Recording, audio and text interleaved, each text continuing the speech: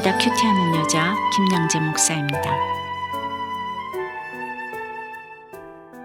오늘 큐티인 말씀은 사도행전 11장 1절에서 18절까지입니다. 하나님 아버지, 오늘 베드로가 무할례자의 집에 들어가 함께 먹은 일로 할례자들의 비난을 받습니다.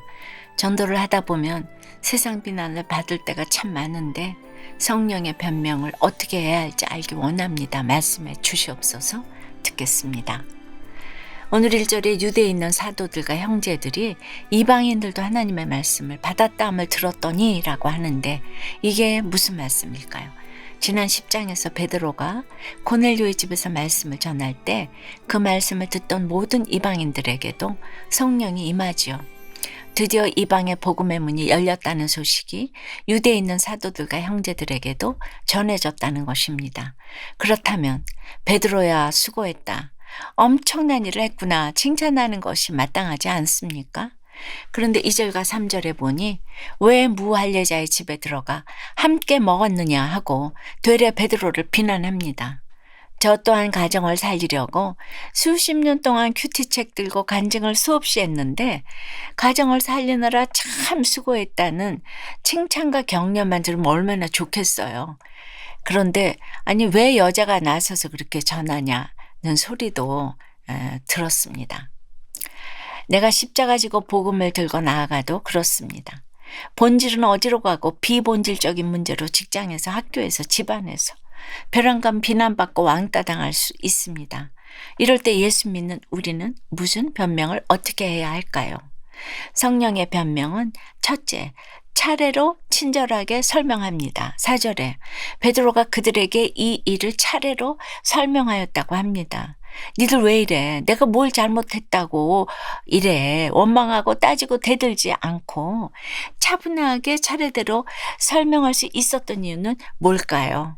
베드로도 처음엔 온갖 부정한 짐승을 잡아먹는 것이 너무 싫었잖아요. 그래서 먹으라 했을 때 주여 그럴 수 없나이다 했죠. 먹으라 아니되옵니다. 먹으라 아니되옵니다. 3번이나 거부했던 베드로입니다. 그렇게 하나님으로부터 성령의 설득을 당해보았기에 자신도 차례로 설득을 할 수 있는 것입니다. 과부사정 호라비가 안다고 하였지요. 당해본 사람만이 상대방의 입장을 이해할 수 있습니다. 공부해서 되는 게 아닙니다. 베드로 자신도 처음에는 하나님의 환상을 이해하지 못했잖아요.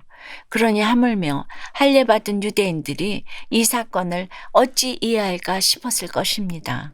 그러므로 자초지종을 차례차례 친절하게 설명한 것입니다. 그런데 5절에서 오늘 18절까지를 보니 지난 10장에서 일어난 일들이 그대로 기록되어 있네요. 성경은 왜 이렇게 같은 내용을 반복해서 기록해 두었을까요? 성령님이 할 일 없어서 그러신 게 아닙니다. 그런데 우리는 이렇게 반복되는 말씀을 보면 은근슬쩍 건너뛰고 싶지요. 그러나 성경이 반복하면 우리도 똑같이 반복해서 읽어야 합니다. 10절에 이런 일이 3번 있은 후에 모든 것이 다시 하늘로 끌려 올라가더라는 말씀도 그렇습니다. 베드로가 거부할 때 그래? 싫으면 마라 하지 않으시고 오르락 내리락 오르락 내리락 오르락 내리락 3번이나 설득하신 하나님의 그 마음을 생각해 보면요. 마음이 짠합니다. 삶은 하나님의 수이기 때문에 계속 설득하셨다는 것이에요. 하나님의 베드로를 이렇게 설득하신 것처럼 베드로도 성령의 설득을 배운 것입니다. 그래서 나도 그랬다 하며 설득하고 또 설득하는 것입니다. 성령의 변명은 두 번째로 자기 자랑이 하나도 없습니다. 5절부터 16절까지 베드로의 간증을 보니 자기 자신을 전혀 내세우지 않아요. 나는 안진뱅이도 고쳤고 중풍병자도 고쳤고 죽은 자도 살렸다. 그런 나를 왜 비난하느냐 할 수 있지 않습니까? 그러나 그게 다 자기가 한 것이 아니라 하나님이 하게 해주신 거잖아요. 그러니 그딴 이야기는 하나도 안 하는 것입니다. 스데반도 빌립도 바울도 그래요. 십자가에 못 박혀 죽으신 예수님 이야기만 합니다. 자기 자랑이 없습니다. 그런데 우리는 전도하고 간증하면서 내가 만난 하나님을 자랑한답시고 자꾸 보태는 게 있지요. 좋은 것만 내세우려고 가감의 유혹을 받습니다. 여러분 어떠세요? 무슨 일로 비난을 받으면 차례차례 설명하며 성령의 변명을 합니까? 이 핑계 저 핑계 대며 남 탓만 합니까? 간증할 때 가감하는 것은 없습니까? 성령의 변명은 세 번째로 하나님을 능히 막을 자가 없습니다. 그래서 통합니다. 16절까지 쭉 간증을 마친 베드로는 17절에 그런즉 하나님이 우리가 주 예수 그리스도를 믿을 때에 주신 것과 같은 선물을 그들에게도 주셨으니 내가 누구이기에 하나님을 능히 막겠느냐 하더라고 합니다. 그런데 여러분 지금 베드로가 어떤 위치에 있는 사람입니까? 아직도 무지한 어부가 아닙니다. 죽은 자도 살리고 로마의 백부장이 엎드려서 절하는 초대교회의 리더입니다. 그럼에도 자기는 하나님 앞에서 아무것도 아니라는 것입니다. 그러니 18절에 그들이 이 말을 듣고 잠잠하여 하나님께 영광을 돌리는 역사가 일어납니다. 베드로가 겸손하게 성령의 변명을 하니까 이게 사람들에게 통했습니다. 고개만 끄덕인 것이 아니라 하나님께서 이방인에게도 생명 얻는 회개를 주셨도다를 인정한 것입니다. 이방인을 개로 여기던 유대인들까지 변하기 시작한 것이지요. 가고 오는 세대에 28절은 이방 선교의 효시가 되었습니다. 여러분 어떠세요? 집안에서 직장에서 어떤 오해를 받으면 겸손하게 성령의 변명을 하고 있습니까? 제 아무리 변명을 해도 통하지 않아서 괴로운 것은 무엇입니까? 전도하다가 비난을 받아도 내 죄만 볼래요 하고 고백한 한 집사님의 큐티 묵상 간증이에요. 어린 시절 저는 교회 다니는 친구들을 보면 교회 가면 밥이 나오냐 떡이 나오냐 하며 조롱했어요. 그러다 결혼 후 지인의 전도로 교회를 다녔는데 이번에는 부모 형제들이 예수 믿는 저를 조롱했지요. 그런데 어느 날이에요. 교회 주보와 큐티책을 회사 직원들에게 전한 것이 소문나서 당신 때문에 많은 직원이 힘들어한다. 그러니 회사에서 전도하지 말라는 경고를 받았어요. 그 말에 저는 강요한 적이 없다며 온갖 변명을 하고 교회 지체들 앞에서는 내 잘못이 뭐가 있냐고 하소연했어요. 그러나 오늘 4절에 비난을 받고도 혈기 부리지 않고 이 일을 차례로 설명한 베드로의 모습을 보니 내 죄는 못 보고 남 탓만 하는 저의 교만이 보였어요. 이후 직장에서 그런 저의 잘못을 사과하고 싫은 소리만 들으면 분노하던 저의 마음을 고침받고자 신경정신과 치료도 받았어요. 그리고 믿는 자로서 본을 보이고자 술과 각종 세상 모임도 끊었답니다. 예수 믿는 것 때문에 세상에서 겪어야 하는 차별과 비난에도 요동하지 않고 날마다 큐티하며 저의 죄만 볼 수 있기를 간절히 기도합니다.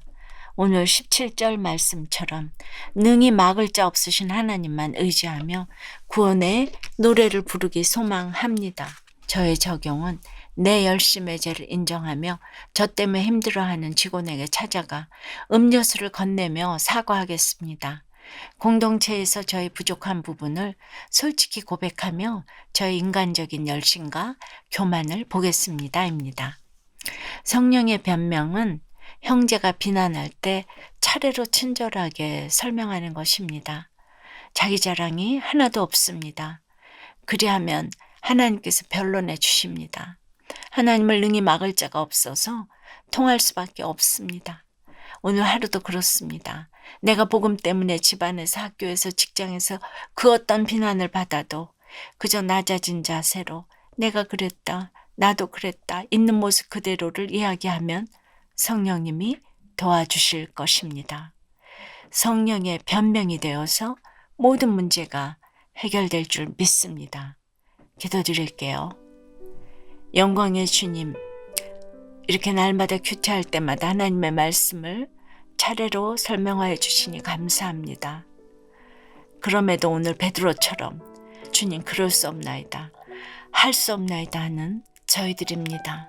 복음을 전한 후에 애매한 일을 당할 때 너무나도 변명이 순식간에 튀어나올 때가 너무나 많은 것을 보게 됩니다. 문자 그대로 힘든 일이 조금이라도 생길 때 너무나 변명이 전자동으로 튀어나오는 것을 주셔 보게 됩니다. 주님 불쌍히 여겨 주시옵소서. 주님이 나라 안에 지역감정과 진영 논리가 팽배합니다. 그래서 하늘이 두 쪽 나도 변화되지 않을 것 같은 편견들이 우리 가운데 있습니다. 저희가 그토록 간절히 기도하는 태아생명보호법 제정과 평등법을 막는 일마저도 진영 논리에 휩쓸려 있습니다. 믿는 우리가 어떤 경우에도 차례대로 친절하게 성령의 변명을 하여서 모든 것이 해결될 수 있으면 너무나 좋겠지만은 주님, 저희들이 옳고 그름으로 이제 혈기부터 나는 걸 불쌍히 여겨 주시옵소서. 주여 인도해 주시고 변론해 주시옵소서. 평등법을 막아주시고 태아생명보호법은 제정해 주시옵소서. 이 나라를 지켜주시옵소서. 지켜주시옵소서. 예수 그리스도 이름으로 기도드리옵나이다. 아멘. 지금까지 우리들 교회 김양재 목사님이었습니다. 큐티에 도움받기 원하시는 분들은 QTM 홈페이지 qtm.or.kr 또는 유튜브에서 QTM을 검색하시면 도움받을 수 있습니다. 자세한 문의사항은 지역번호 031-705-5360번으로 문의하시기 바랍니다.